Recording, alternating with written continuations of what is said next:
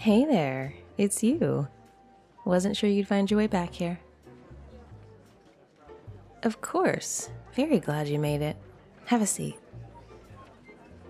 Yep, get comfortable. What can I get you? Easy enough, you got it. You want to open a tab? Sure thing, give me just a sec. Oh, we have some food offerings now too. You want to see a menu? Not a problem, maybe later. All right, here we go. Enjoy. Yeah, it's a little busier in here since last time. You're not wrong. I think word's getting out. The more people who make referrals, the more new faces show up. You know how it is. Best kept secrets and all that. But as long as no one makes trouble and everyone gets along, I'm good with it. I can roll with whatever. Yep, rules are still the same. And we're still getting the same interesting clientele as ever. Our team has grown a bit since you were last here, too. Oh yeah, some great new additions to the staff. Well, we've got a ghost and a sentient fruit running security now. They make sure everyone behaves. You'd be surprised. But fortunately, they don't have to do much. People tend to follow the rules. They want to stay here after all. They know how it works. Let's see. There's a wolf in the kitchen making the food, now that we have that. Yeah, the menu isn't super complicated, but you should try his chicken sandwich. It's honestly pretty awesome. It has bacon and pickles. I highly recommend it. We sell a lot of them. And there's also a very clever AI who keeps the systems up and running around here. We may look fairly old school, but everything's digital. It's so much smoother and easier that way. We don't have to look futuristic to be modern. Oh, never. I like the old polished wood and leather seats.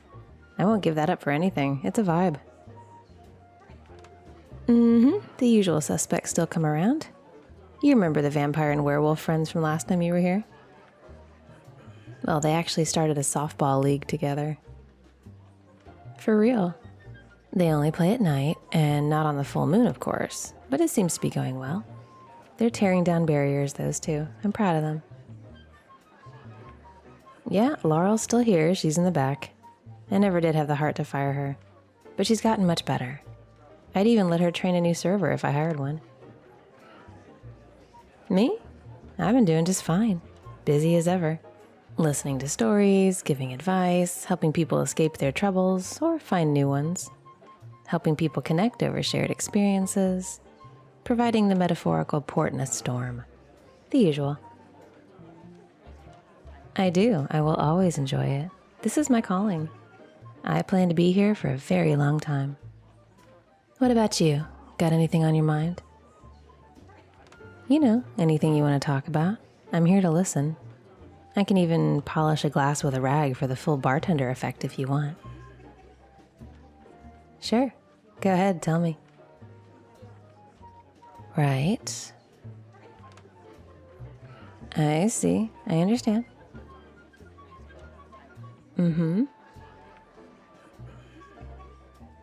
Okay, well, do you want me to give you any advice? Or do you want me to sympathize? I can do either, or both. But I never like to give advice unless it's asked for. Oh yeah, I know how annoying that is. Nobody likes that. If you already know what you want to do, you don't need to hear it from me. I can just say there and give you a pat on the head, tell you it'll be fine. Because it will be, you know? Or, if you legit don't know what to do or you're not sure, I can offer some perspective. Obviously, it's just one perspective, but I've been around a while. I have a lot of perspective. Mine and other people's. In that case, here's my take. I think the issue is how you're defining happiness. Yeah, the thing is, happiness isn't a destination. You won't find it by reaching a goal. People think you can. It feels like a brass ring that you just have to grab and everything will be great. Like a binary thing, either you're happy or you're not. And you can turn it on by flicking a switch or achieving something. But it doesn't work that way. People who want to lose weight or get a better job or find a partner, those are great goals and they can contribute to happiness, but they're not the be-all end-all. Once they get those things, they aren't magically happy, because happiness is never a goal. It's a journey. It's a state of mind that's in constant motion. It ebbs and flows. It's made of little pieces of joy that come and go throughout the day or the week or the year. And the key lies in choosing to see those pieces of joy and focus on them. No, I don't really believe in that. I don't think people should just try to be happy with what they have. For some people, that's not really possible. Some people are legitimately lacking the basic needs that would allow them to, well, live. You're familiar with the hierarchy of need. Yeah, sometimes the whole be happy with what you have thing is an empty phrase. That's a little different. Appreciate the good things you have, of course, that's important. That's vital, actually. You have to stop and smell the roses sometimes, or there's no point. You have to see and be grateful for what's good in your days. That's where the little pieces of joy come in. But I don't mean that in a stick with what you have and suck it up sort of way. I don't believe in being stagnant. I believe in contentment, but with a caveat. Always strive to be better than you are, or to make the world a little better than it was, even in tiny, tiny ways.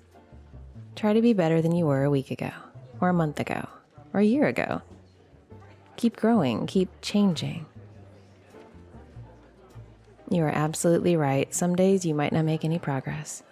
Some days you might even backslide. Growth isn't linear. But overall, keep trying to be the best version of yourself that you can be. Keep trying to make the world a little better. And while you do that, focus on those pieces of joy. Find the tiny bright spots in an otherwise dark place. Some of them will be passive, like things you observe or pick up, just going about your day. A pretty flower, the smell of something baking, you get me. Some of them you'll have no control over. They just happen to you and they'll be worth noticing and appreciating. Like someone smiling at you, or a friend texting you out of the blue with a funny meme. And some of them you'll make happen, because of the work you're doing for yourself and others. All those together make for a positive journey. All of them are what happiness looks like. Sure, it's a fundamental shift of perception. See, life is ups and downs. We swing back and forth between the two. Some people, they focus on the downs. They go from one down to the next. This week, my car is making a weird noise. Last week, I had a bad cough. Stuff like that. And those things are important. They matter. They have to be dealt with. And sometimes they can be really bad. Distracting, frustrating, heartbreaking, all of it. But in between those things, there are other moments, happier ones. They're usually less noticeable, especially when we don't try to see them, but they're there. They exist. Things like the sound of gentle rain on the roof, the smell of the citrus tree next door when you open the window, the taste of caramel on your tongue, a child laughing his ass off at some silly thing a dog is doing. They're little moments that are easy to miss, but if we take a second and observe and appreciate, they're there. They are the ups that contrast the downs. Sometimes they're really hard to see, but they're there. And we can make more of them, bit by bit. It's all connected. All of it makes up the stones on the path we tread. And as we walk, we can either pay no attention to the pebbles under our feet, or we can take a minute and notice how pretty they are. It's our choice. You're right, it's harder sometimes than others. And for people with depression or other challenges, it can be damn near impossible. I get that. Some days are just a wash, and we have to give up and start again another day. But we keep moving forward. Like I said, growth isn't linear. The path of contentment isn't lacking in bumps and potholes. We are challenged every day. And some days are very, very hard. Sure, we do the work.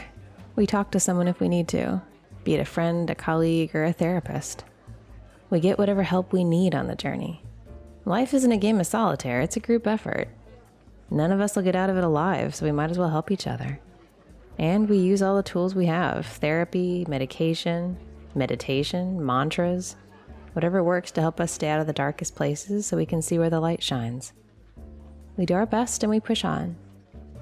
But the point is, happiness isn't a trophy we can attain. Getting what you want would be nice, and you'd have a lot to enjoy. But in the end, your happiness lies in you. It lies along your path. You just have to find it and focus on it and keep it close to you. Like I said, this is just my perspective, my experience in my years on this planet.